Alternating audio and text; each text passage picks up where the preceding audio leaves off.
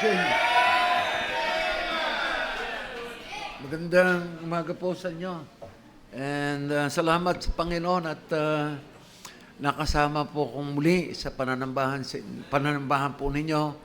And salamat din sa pagtitiwala ng inyong butihing pastor na makapag-preach po ako sa harapan po ninyo. No? And isa pong privilege ang karangalan ng makapangaral ng salita ng Diyos sa tuhod.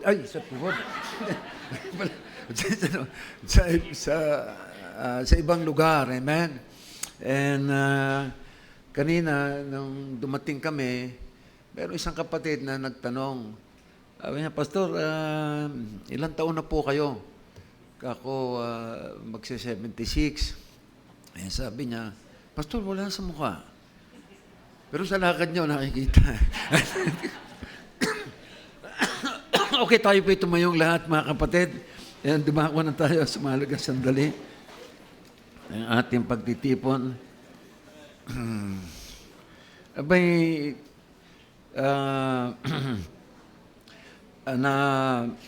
napagpayuhan ako ng inyong buting pastor na about giving, ang mensahe na dapat matalakay ngayong umaga.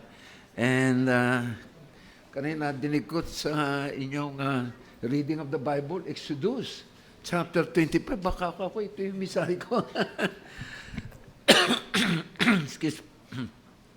Sesa na po kayo, medyo inubo ang lolo. And okay, Exodus chapter 25. Basahin po natin ang salitan in verse 1 up to verse 9. And then tutuloy po tayo sa book of Proverbs, chapter 3. Basahin po natin ang chapter 3, verse 9 and 10. Okay, Exodus chapter 25. Say aloud, amen, kung nakita na po natin. Amen, praise the Lord. Okay, in verse 1, the Bible says, And the Lord spake unto Moses, saying,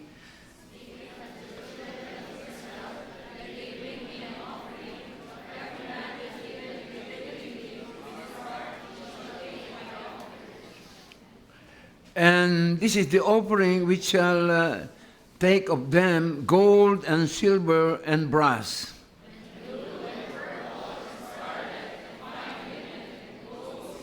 And rams' skins dyed red, and badger skins and shittim wood.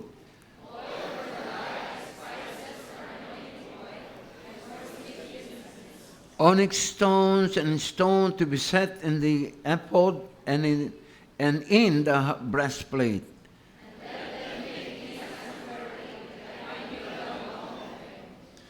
According to all that I show thee after the pattern of the tabernacle and the pattern of all the instrument thereof, ever so shall ye make it. And then tuloy po tayo sa book of Proverbs, chapter 9 and chapter 3, Chapter 3, verse 9 and 10. Sabay-sabay na lang po natin basahin ang matanatang ito.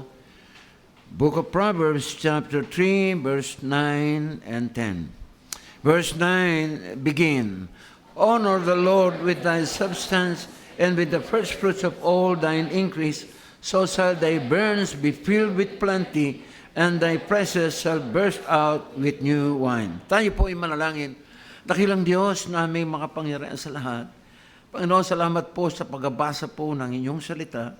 Salamat o Diyos, meron kami inyong salita, meron kaming Bible, meron kaming King James Bible, na patuloy o Diyos na nagtuturo sa amin ng katotohanan sa lalo pang pagkakilala sa inyo, nagtuturo sa amin paano kami mamumuhay sa inyo, nagtuturo sa amin paano kami matapat, masiglang maglilingkod sa inyo. Banal na Espiritu ng Diyos, pagpalain niyo po ang pagpapahayag po ng inyong salita. Tulungan niyo po ang bawat isa, pagkalooban niyo po ng pangunawa. And ganoon din naman, O Diyos, tulungan niyo po ako, Diyos, to preach thy word. Make me a blessing to these people. This is not my message, so Lord, this is your message. I just want that thy name be glorified today. In Jesus' name we pray. Amen. Okay, tayo po'y makakaupo na. Brad, pakikuha lang Yung salamin ko, nakalimutan. Buti nakakapagbasa pa. Nais ko muna umawit, mga kapatid.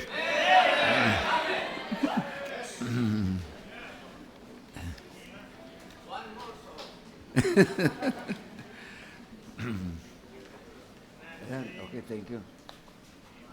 Okay. Ayan. Ayan. Okay. Hello. Okay. Hello. Okay naman, ano? Malakas naman, ano? Okay.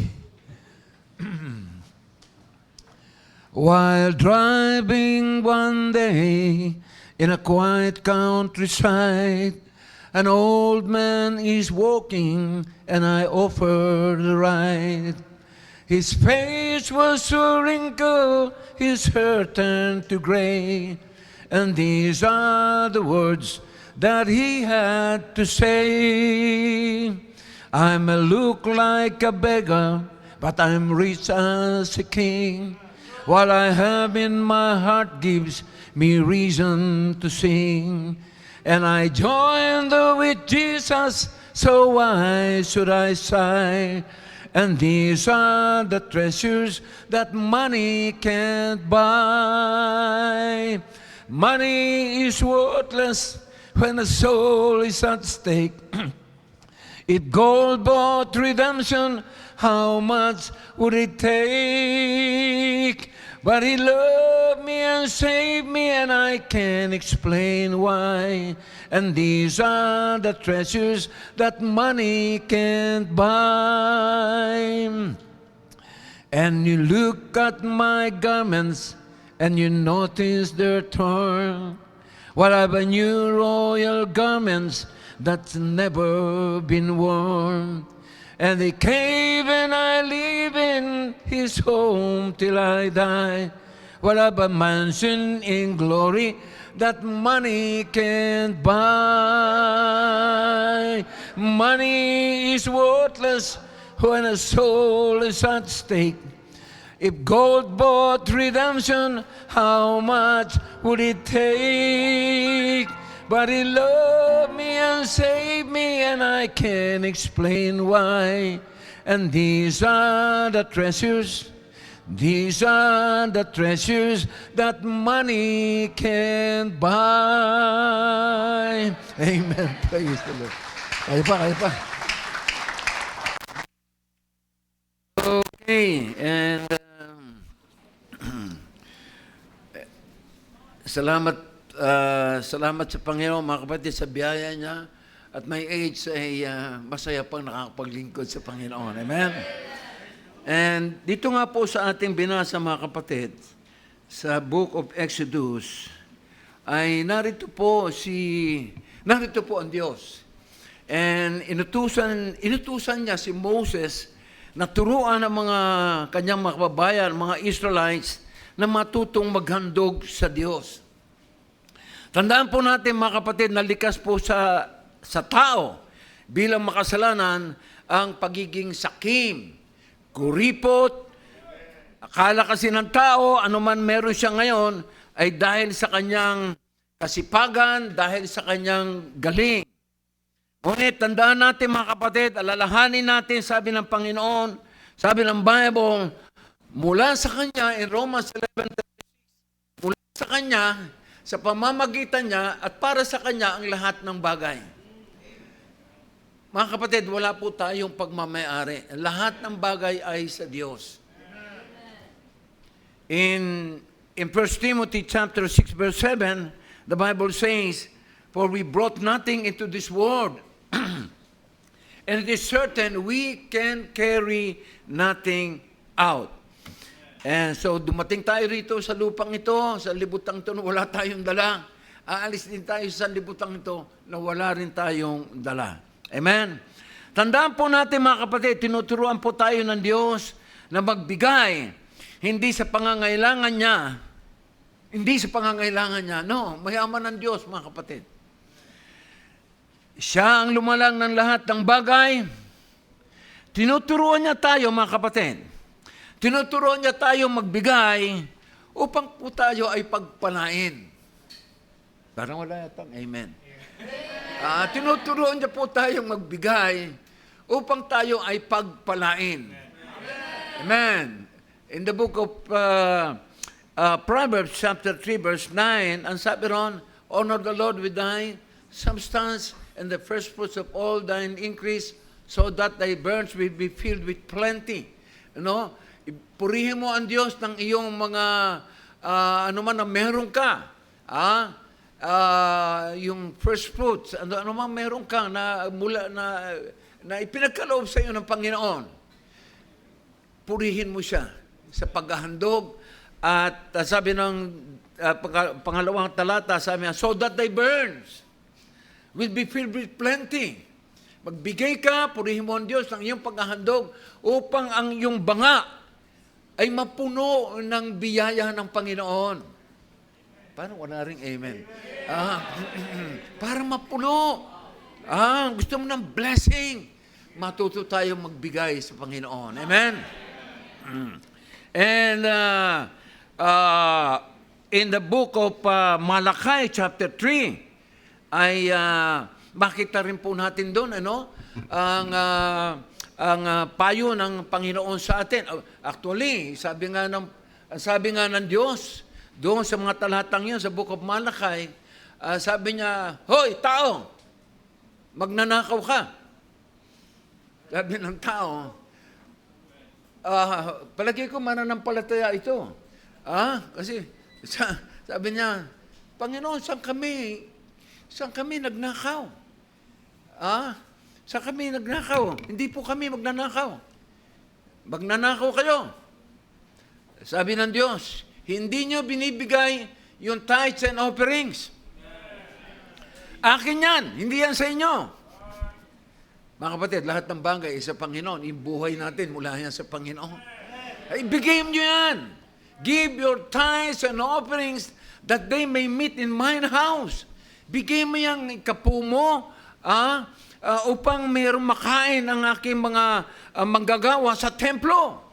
Malalakas kumain yon. Bigay mo. And subukan mong ibigay, sabi ng Panginoon. Subukan mong ibigay yan pagka hindi binuksan ko, durong awan ng langit at ibuo sa iyo ang masaganang pagpapala. Wow! Gusto mong pagpanain ka mga kapatid, matuto tayong maghandog, magbigay sa Panginoon. Amen! And so ngayong umaga mga kapatid, ay pag-uusapan po natin, I titled this message, The Principle in God's Service. Mga panuntunan sa ating paglilingkod sa Panginoon. And isa sa mahalagang mapag-usapan natin yung tungkol sa paghahandog, sa pagbibigay. Wala namang amen. Pagbibigay talagang hirap, amen. By the way, ako naman, bago ako mananampalataya, mga kapatid, ay nabanggit ko dun sa aking isang manggagawa kasi Iglesia ni Cristo. By the way, ako mga kapatid ay dating Katoliko, dating Protestante, dating matagal na naging Iglesia ni Cristo, and then muntik pa ako maging saksi ni Jehovah. Saksi ni Jehovah. Muntik pa maging ano ba ito, yung mga Mormons. Kasi ang tatay ko po, mga kapatid, ay religyoso. And ang katuwiran niya, anak, pakinggan natin ang mga yan. Pare-pareho lang yan. Kaya kahit na sino, Iglesia ni Cristo, pare-pareho lang anak yan. Isa lang ang itinuturo niyan, yung Diyos sa langit. Sabi ko, oo nga, no? Kaya kahit na sino, pwede tanggap. And saka isa pa anak, ang pag dumating ng at ang isa nakakatiyak tayo, pag dumating ang paghuhukom. Kasi sabi ng Iglesia ni Cristo, sila lang ang maliligtas. Sabi ng saksi ni Jehovah, sila lang ang maliligtas. Sabi ng Katoliko, sila rin yung tama. Marami, no? Sabi ng tatay ko, member tayo lahat dyan. Walang, walang kawala. Pero mga kapatid, salamat, meron tayong Bible. Meron tayong Bible, ano, na nagtuturo na ang kaligtasan ay hindi o sa pagsapi. Kasi nung ako yung Iglesia ni Cristo, matagal po ako kami ng aking ang tatay at nanay ko ay naging member ng Iglesia ni Cristo. And tuwan-tuwa kami, ligtas kasi sa pagsapi ang kaligtasan. Salamat naman na natiwalag dahil nakapag-asawa ko ng hindi ka mananampalataya. Kasi ganun po doon, pag nag-asawa ka ng taga-sanlibutan, tinatawag lang sanlibutan pagka hindi nila ka mananampalataya, titiwalag po. At sasabihin doon sa pulpito, ang kapatid na Alan Earnhardt ay tinitiwalag na po natin sa ating samahan. Kasi siya nag-asawa ng isang taga-sanlibutan. Sa pabanggitin po ang pangalan mo yun. Salamat, ako po yung natiwalag. And noong una, mga kapatid, no? And noong una, ako yung masakit sa kalooban ko na ako yung natiwalag. Ang alam ko, walang kaligtasan eh. Ako, wala na, kaligtasan. Hindi ako kasapi.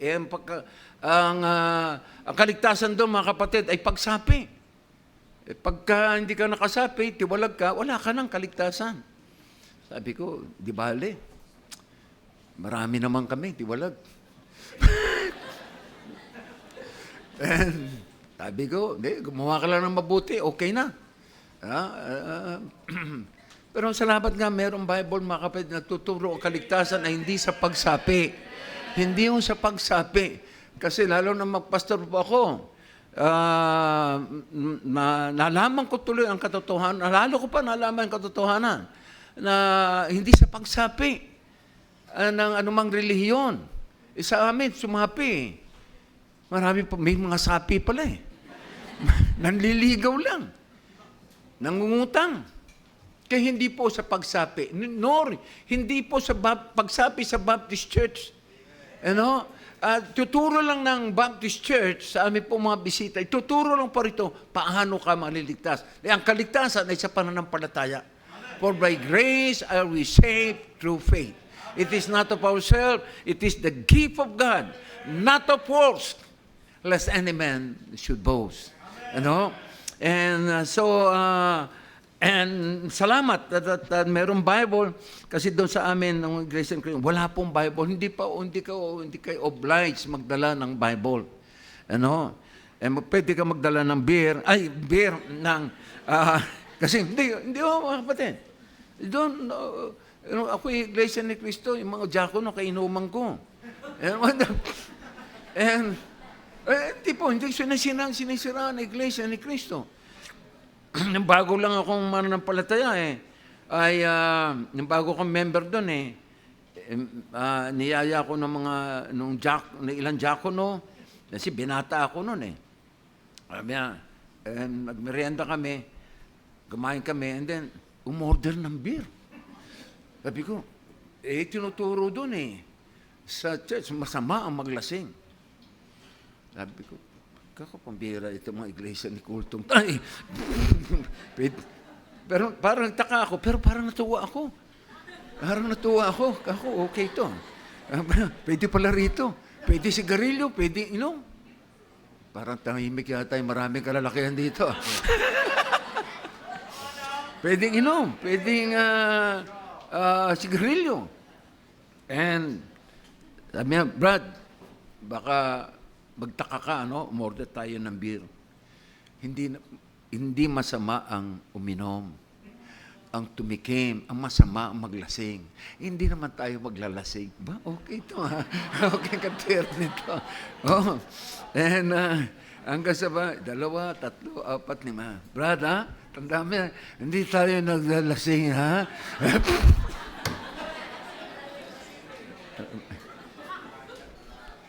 Nakakatuwa pa mga kapatid Talo ang Pentecostal doon Kasi pagka nanalangin ang ministro, talagang mahababagbag ka. Papapaiyak ka. Tsaka ang pananambahan doon, 1 oras lang. Tuwan-tuwa. Okay lang, isang oras lang eh. Matutulog ka pa. Teenager kami noon eh. Pagising namin, okay na, tapos na. Mag-iiyakan na po yung mga kapatid. Nag-iiyakan na. Mananalangin na yung ministro. Sinasabi ko ito mga kapatid, para hindi tayo madaya. Hindi tayo madaya. Kasi minsan ako nadaya. And pagkatapos na mananalangin na ang ministro, and talaga namang pag nanalangin po ang Iglesia ni Cristo, mapapaluha rin po kayo. Ama namin Diyos, inaglahi po kami. Tulungan niyo po kami. Siya nga po, Panginoon.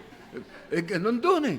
Ganun, nagtataas. Siya nga po, Panginoon. Nag-iiyak ka na. Kami ng tatay ko, pambira. Hindi naman kami mapanuha kasi. Pero yung iba talagang, parang gusto ko na rin lumuha eh. Gusto ko na magaya eh. Para na, tapos, talagang, marubdob ang kanilang panalangin. And then, may iyakan, siya nga po. And then, tapos na. Mga diakono po yan, mga maluluma ang baptist. Lahat yan, naka-coat and tie. Then paglabas, tapos na yung service. Brad, masindi nga. Mga kapatid, Pastor, wala naman nakalagay sa Biblia eh, na masama ang sigarilyo, masama ang manigarilyo. Ikaw, mga kapatid, ano ba ang resulta ng paninigarilyo? Ikamamatay mo, sinisira mo ang katawan mo. Sabi ng Panginoon, gamitin mo yung katawan yan sa ikaluluhati ng Panginoon. Gagamitin mo yan sa sigarilyo, alak. Sino napupurihan dyan? Ang diablo. Kasi sisirain yan ang katawan nyo. So, asan na ba tayo? Andito tayo mga kapatid. The principle of in God's service, mga panuntunan, tamang panuntunan sa ating paglilingkod sa Panginoon. And number 1, mga kapatid, in verse 2, sabi rito sa chapter 25, verse 2, sabi, speak unto the children of Israel, and the Lord spake unto Moses, saying, speak unto the children of Israel, that they bring me, okay, salamat, you bring me a chair. Mamaya na, pagka medyo namanid na yung tuhod ko.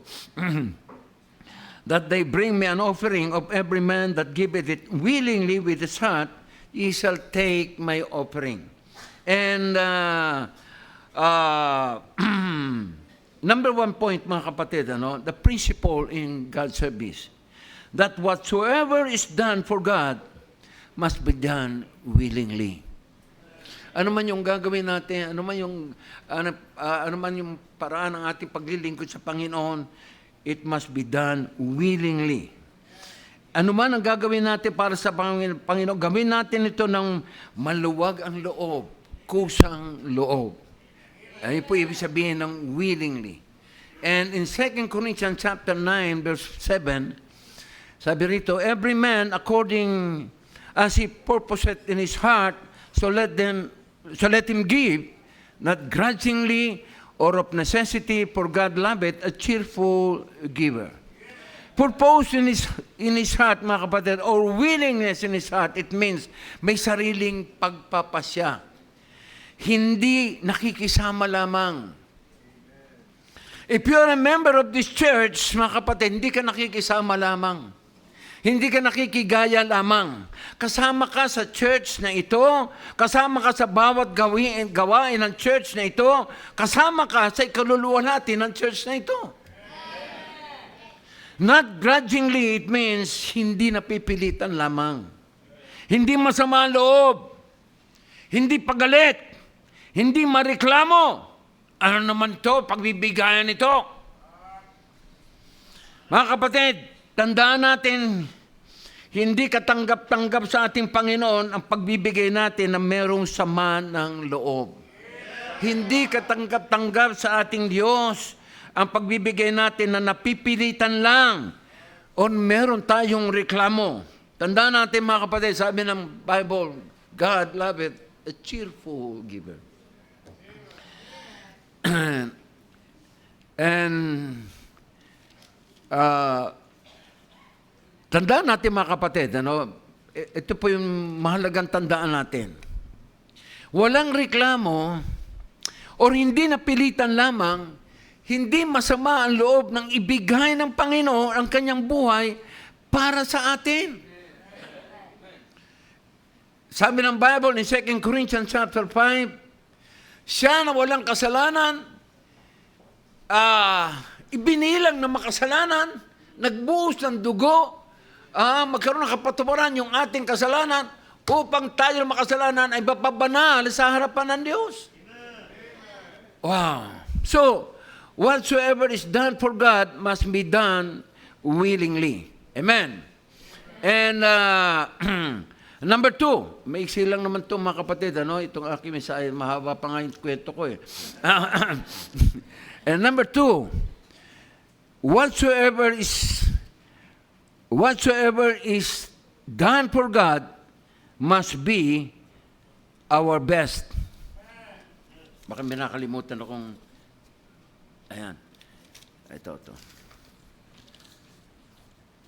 Whatsoever is done for God must be our best.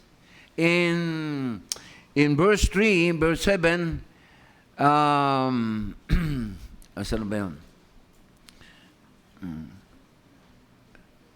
So, number 1 mga kapatid, the principle in God's service is whatsoever is done for God must be done willingly. And number 2, whatsoever is done for God must be our best. Amen. In the book of Numbers, sabi ng Panginoon sa mga Israelites, kung maghahandog kayo sa akin, ay maghandog kayo ng walang kapintasan. And tignan po natin mga kapatid, mas magandang matignan natin sa basahin natin yung aklat na ito. Numbers chapter 29, book of Numbers 29, and then in verse 8. Ang sabi ng salita ng Diyos, but ye shall offer a burnt offering unto the Lord for a sweet savour. 1 young bullock, 1 ram, and 7 lambs of the first year, they shall be unto you without blemish. Magandog kayo ng mga hayop o ano man ihahandog nyo, walang kapintasan. E nakita po natin yan mga kapatid in the book of Genesis chapter 4. Sumaglit po tayo ron. Genesis chapter 4, andito po yung patungkol kila ang pagbibigayan po ni Abel at saka ni Cain. In chapter 4, in the book of Genesis, and in verse 1, ang sabi po nito, and Adam knew Eve his wife, and she conceived, and bare Cain, and said, I have gotten a man from the Lord.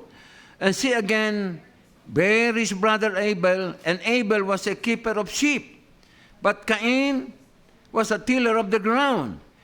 And in process of time, it came to pass that Cain brought of the fruit of the ground an offering unto the Lord. And Abel, he also brought of the firstling of his flocks and of the fat thereof, and the Lord had respect unto Abel and to his offering. Verse 5, but unto Cain and to his offering, he had not respect. Hindi nagustuhan ng Diyos ang ginawang paghahandog ni Cain. And but doon sa inihandog ni Abel ay nagustuhan ng Panginoon, no? Andito po yung dalawang to. Ito yung magandang makikita nating magandang matandaan natin yung kahalagahan ng pagbibigay. Si Abel and Cain, kumikilala sa Diyos. And sabi ng Bible, si Abel ay meron siyang mga alagang kahayupan. Parang hindi yata maganda, no? Maraming alagang mga hayop, mga tupa. Parang hindi maganda eh. Meron siyang maraming alagang tupa. Ayan. And then si Cain naman, merong mga alagang, nag-aalaga siya ng mga pananim, mga gulay. Yun ang kanyang trabaho, yung kanyang hanap buhay. And andito ngayon mga kapatid, dumating ang time na sila ay maghahandog sa Panginoon. And ang inandog nga ni Abel mga kapatid ay wala pong kapintasan. Kumuha siya ng tupa na walang galis. Sabi ng iba walang galis, hindi pilay, hindi bulag. Walang kapintasan. At yun ang inihandog niya sa Panginoon. At natuwa po ang Panginoon. Without blemish. Whereas itong si Cain naman, naghandog din. Ng kanyang mga pananim. Kasi noon mga kapatid, ang paghahandog noon ay wala pa naman pera kundi ko lang mga hayop, ganyan, mga alagang hayop, mga pananim, yun ang inihandog noon. Para isa sa mga paraan doon para papatawad ka sa kasalanan. May paghahandog na yan. Sabi nga ni kapatid, nung kanina, hawakan mo lang daw yung hayop para mapunta sa kanya yung kasalanan. Amen. And, so, andito nga po mga kapatid, ang paghahandog nila Abel and Cain. Si Abel nagustuhan ng Diyos yung kanyang offering without blemish. Whereas yung kay Cain, tira-tira lang. Tira-tirang gulay. May ulalo pa yung kamote. Lanta na yung ibang gulay. Iyon ang binigay niyang offering, mga kapatid. At yun hindi po nagustuhan ng Panginoon. Kaya nga in the book of Hebrews chapter 11, sabi lang, by faith,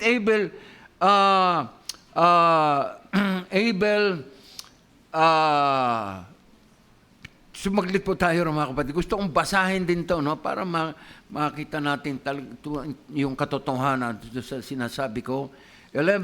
Hebrews chapter 11, in verse 4, the Bible says, by faith, Abel offered unto God a more excellent sacrifice than Cain, by which he obtained witness that he was righteous, God testifying of his gifts, and by it he being dead, yet speaketh. So, yun po yung nakita nating magandang paghahandog ni Abel without blemish.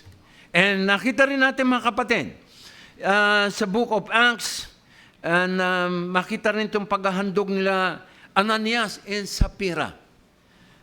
Sumaglit po tayo ron sa book of Acts.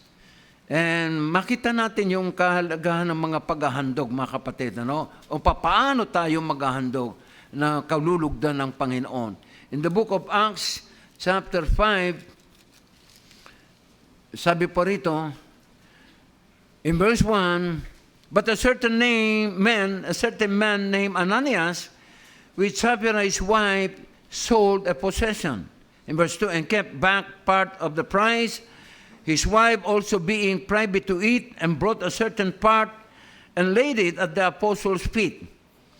In verse 3, but Peter said, Ananias, why had Satan filled thine heart to lie to the Holy Ghost, and to keep back part of the price of the land? Whilst it remained, was it not thine own? And after it was sold, was it not in thine own power? Why hast thou conceived this thing in thine heart? Thou hast not lied unto men, but unto God. And Ananias, hearing these words, fell down and gave up the ghost, and great fear came on all them that heard these things. Andito naman po ang pagbibigay. May magandang matututunan din po natin dito sa ating paghahandog sa Panginoon. Sabi rito, andito yung mag-asawa, si Ananias at si Sapphira. Every time, pag nababanggit itong mag-asawang ito, kasi namatay po ito eh. Dahil hindi naging maganda ang kanilang paghahandog. Namatay si Sapphira dahil sa pira. And andito po nga po itong dalawang ito. And itong mag-asawang ito, mga kapatid, and nagkaroon ng pangangailangan ng church, and nag-commit sila, itong mag-asawang ito. Pastor, meron po kaming lupa, ipagbibili po namin at ihahandog po namin sa church. And sige, sabi ni Peter. And ipagbibili nga raw nila yung lupa at ihahandog, ibibigay sa pangangailangan ng church. And eto na ngayon, mga kapatid, na ipagbili yung lupa, pero nakita ng mag-asawa, uy, ang daming pera. Oho, binawasan. Natahimik ah. Binawasan yung commitment nila, yung kinumit nila sa gawain ng Panginoon, binawasan. And merong nagmarites. Merong nagsabi kay Peter. Dumating ngayon to si Ananias. Pastor, nakarating na ba yung pinagbilan ng aming commitment? Oo. Sabi ni Peter, pero bakit nyo binawasan? Nalaman ni Peter kasi may marites nga eh. Bakit nyo binawasan? Hindi nyo ba alam na hindi kayo nagsinungaling sa amin, kundi sa Diyos. Hindi tama yung ginagawa nyo. And yung mga oras na yung mga kapatid, habang kausap ng Diyos, ni Peter si Ananias, bigla pong namatay si Ananias. And dumating din yung kanyang asawa, si Sapphira. Pastor, okay ba? Okay na ba yung aming commitment sa inyo? Ikaw rin. Sinabi ng marites, ginamit niyo yung pera. Madali sabi ng mga kapatid, namatay din si Sapphira. Kaya namatay dahil sa pira. E na isang aral nyo, mga kapatid, ano man yung kinumit natin sa Panginoon, wag natin bawasan. Naalala ko noon, mga kapatid, nang ako pa hindi pa nagpapastor, way back 1995, kasi naborn again ako 1990. And at that time, 1995, medyo maganda yung hanap buhay. And nagkaroon ng pangangailangan din ng church. And nag-commit kami, mag-asawa, na magbibigay. And naisip ko na kasi meron akong 750cc na motor. Mahilig po ako sa motor sa motorcycle. And napakaganda nung 750cc. Talaga pagka angkas ko, gamit ko yun at angkas ko yung may bahay, nakatingin po sa amin, mga tao, parang, pambira, kala nila, artista eh. And, madalit sabi mga kapatid, na medyo nagsawa ako sa paggamit noon, and saka mahal ang piyesa.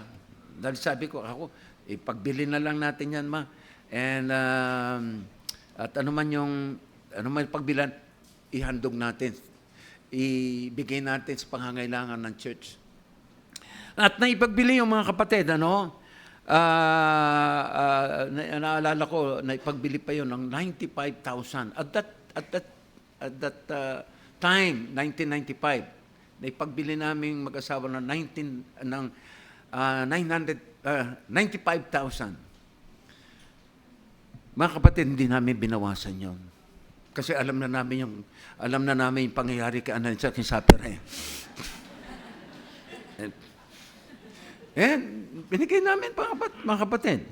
And isang mapagpapala, mga kapatid, isang pagpapala na sa ganong paglilingkod namin ng aking may bahay.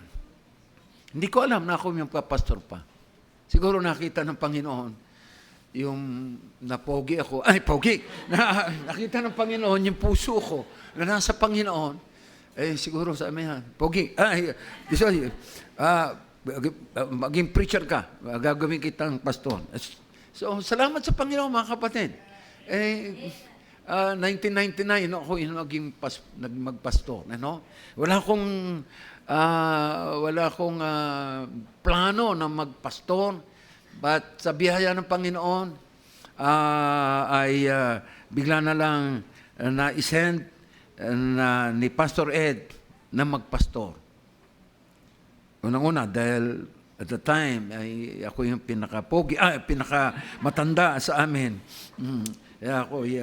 So, madali sabi mga kapatid, isa yung aral na makita natin sa ating mga pagbibigay ng commitment, wag natin dapat bawasan. Amen. And pagdating dyan sa pagbibigay, marami akong kwento. Pero aabutin tayo ng alas 10 ng hapon dito, mga kapatid. Kung isasalaysay ko sa inyo, paano kami naging matapat sa pagbibigay sa gawain ng Panginoon. And noon, naalala ko, mga kapatid, nung bago pala ako mananampalataya, hindi pa ako mananampalataya, pagdating ng bagong taon, ay napupuno po ng paputok yung aming bahay. Kasi mahilig ako sa paputok Kasi nung hindi pa ako mananampalataya, naiinggit ako sa mga tao na nagpapaputok, ganyan. Kaya nung magkaroon naman ako ng hanap buhay, magandang pinuno kayo subok. Ngayon may pera ako, tignan natin ngayon. Kayong bahay namin, puno ng paputok. Mga may kwiton, kung ano-ano pa. And at the time, gumagastos ako ng mga 20 to 25,000 dahil lang sa paputok. Pagdating nga ng New Year, hindi na ako nagpapaputok Yung mga kapitbahay na lang namin, yung mga young people. Tuwa-tuwa naman ako habang umiinom ako. Hindi, wala pa kasi ako sa Panginoon noon Wala pa ako sa Panginoon Oo. Kaya nga, mga kapatid, ngayong naisip ko, nung nasa gawain na ako, kung noon, gumagastos ako ng malaking pera para lang sa kalayuan, hindi kaya higit na mas mahalaga, higit na mabuti na yung ano man ginagastos, may ihandog na natin sa Panginoon. So, salamat mga kapatid, ako'y naturoang, nung ako'y makakilala sa Panginoon, nahinto na po yun. And, isa pa rin sa mga, wala tayo sa Panginoon Pag tinawag ako ng barkada ko Tisoy, mga Alan. Oo, mga Alan tawag. Marami tawag sa akin mga Alan, Tisoy, Amo, kasi boss, Amo. And, Amo, daan muna kayo. Kasi maganda po ang hanap buhay ko noon sa dyaryo. Amo, daan muna kayo rito. Sige. Bakit? Ba't wala? Bakit? Wala kayong, wala man lang kayong, dyan, na pang kinukutkot. Kasi wala pa, Amo Ano gagawin, mga kapatid? Marunong ko makisama Kaya champion daw ako si Amo, champion yan. Kasi pagka magpapabili kagad ako, pare, bumili ka ng mga ilang case na beer. Ilang case, pulutan, lahat. Yan. Kaya nga, kilala ko doon sa aming lugar. Hindi pa ako nakakilala sa Panginoon. Si Amo, pag natanong mo kung yung pangalan ko, si Mantisoy, si Amo, okay yan, champion yan. Kasi nakakainom sila, meron silang sigarilyo, meron silang pulutan, champion! Nung makakilala ko sa Panginoon, wala na. Si Amo, hindi na champion ba? Hindi na okay si Amo. Wala na, nagbago na. And salamat naman mga kapatid. Marami ron na nabahaginan ko naman ng salita ng Diyos. You know?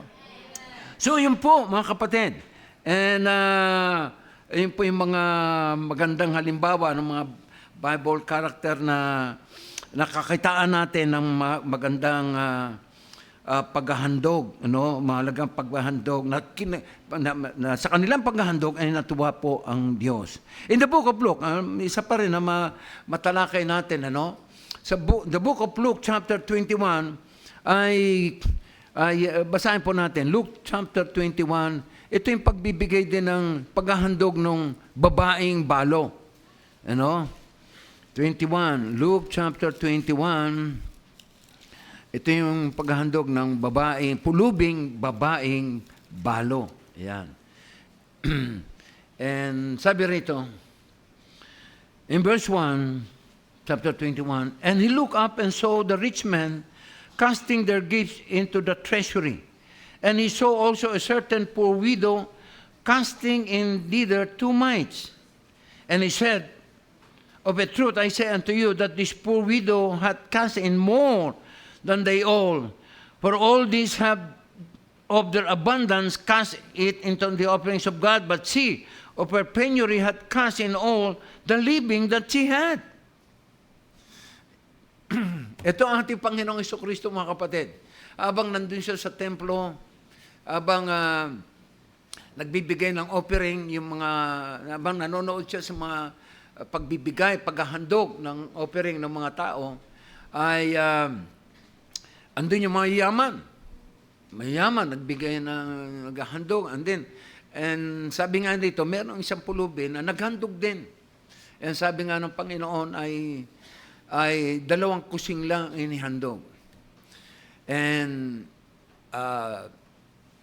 yung mayaman, naghandog din. And sabi ng Panginoon, sabi ng Panginoon doon sa kanyang makasama, sino kaya ang malaking naghandog sa kanila? Yung mayayaman na yan, ay yung pulubing balo na yan, naghandog ng 2 kusing. Marahil, sabi nung makasama ng Panginoon naman, siguro naman yung mayayaman. Kasi yung mayayaman, yung malaking inihandog. Sabi yan, nakakamani kayo. Yung mayayaman na yan, ang hinandog nila ay labis lang ng kanilang pangangailangan, yun ang inihandog nila. Yung labis ng kanilang kayamanan, labis ng kanilang pangangailangan, yun ang inhandog nila. Whereas sabi ng Panginoon, yung pulubi, 2 kusing lang ang inihandog. Yun lang ang kanyang pera, pero buong loob niya ito, buong pagmamahal na inihandog niya ito. Buong buo yun, 2 kusing lang yung pera, binigay niya sa gawain ng Panginoon. And mga kapatid, ako'y naniniwala na ang Panginoon ay tutuwa. Ano man ang ating inihandog, maliit man yan o malaki, pero kung tunay na sa puso natin na pagbibigay, matutuwa ang Panginoon. Even naalala ko lang yung the rich man fool. Ito yung, sabi ng Panginoon, huwag kayong maging madamot. And nagkwento ang ating Panginoon doon sa kanyang mga disciples, huwag kayong maging maramot. And kinento niya nga yung mayaman, nahangal, tinawag ng Panginoon. And sabi ng Panginoon, andito itong taong to na pagkatapos niya magkaroon ng masaganang ani, ay katapos niya ilagay yung kanyang masaganang ani sa kamalig, and natang mapuno na yung kanyang kamalig, at sinabi niya, ayan, mayaman na ako. Hindi na ako gugutumin. Kakain, iinom na lang ako at magpapakasaya. Pero sabi ng Panginoon, hangal! Bukas mamamatay ka, saan mapupunta yung kayamanan mong yan? And sabi ng Panginoon sa kanya, mga disciples, huwag niyong gagayahin ng mga taong yan. Huwag niyong gagayahin ng mga taong yan. Ito yung mga taong nag-iipon ng kayamanan dito sa lupa, ngunit dukha naman sa harap ng Panginoon. Sino mayaman sa harap ng Panginoon? Yung dukha na matapat na nagbibigay sa Panginoon. Amen. But, excuse. So, nakita po natin mga kapatid, ang matapat na paghahandog ni Abel na walang kapintasan. Nakita rin natin ang matapat na paghahandog ng pulubing babaeng balong. Ngunit higit sa lahat, mga kapatid, dapat makita natin, matularan natin ang magandang, yung napakahalagang paghahandog ng Diyos.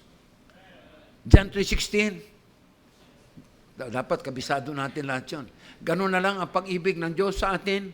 Binigay niya yung kanyang bugtong na anak upang ating maging tagapagligtas. Namatay sa krus, inihandog niya, nagbuhos ng dugo para tayo na walang kasalanan, without blemish. Binigay niya yung kanyang anak, nagbuhos ng dugo, magkaroon ng kapatawaran yung ating kasalanan, magkaroon ng daan na maligtas tayo sa kapahamakan sa impyerno, magkaroon ng daan ng buhay na walang hanggan. Mga kapatid, isa pa rin na naalala ko, yung isang kapatid na nagbigay ng, nagkaroon kami ng commitment sa church, and nagbigay yung kapatid na yon binigay yung kanyang commitment. Hindi lang binigay yung, masigit pa yung kanyang binigay. Sabi ko, Brad, ang laki nito. Brad, ang laki naman nito. Pastor, maliit ito yan sa malaking nagawa ng Panginoon sa buhay ko. Mga kapatid, hindi natin walang sapat na maisusukli natin. Laki lang ginawa ng Panginoon sa buhay natin. Amen. In the last, sabi rito, whatsoever is done for God secures a great reward. Whatsoever is done for God must be done willingly. Whatsoever is done for God must be our best. And the last, whatsoever is done for God secures a great reward. In the Bible, in 2 Corinthians chapter 15, 58, the Bible says, therefore, my beloved brethren, be steadfast, unmovable, always abounding in the work of the Lord, for as much as you know, your labor is not in vain in the Lord. Hindi mawawalan ng kabuluhan yung ginagawa nating paglilingkod sa Panginoon. In the book of Hebrews chapter 6 verse 10, for God is not unrighteous to forget your work of labor of love na ginawa mo sa ministry. Hindi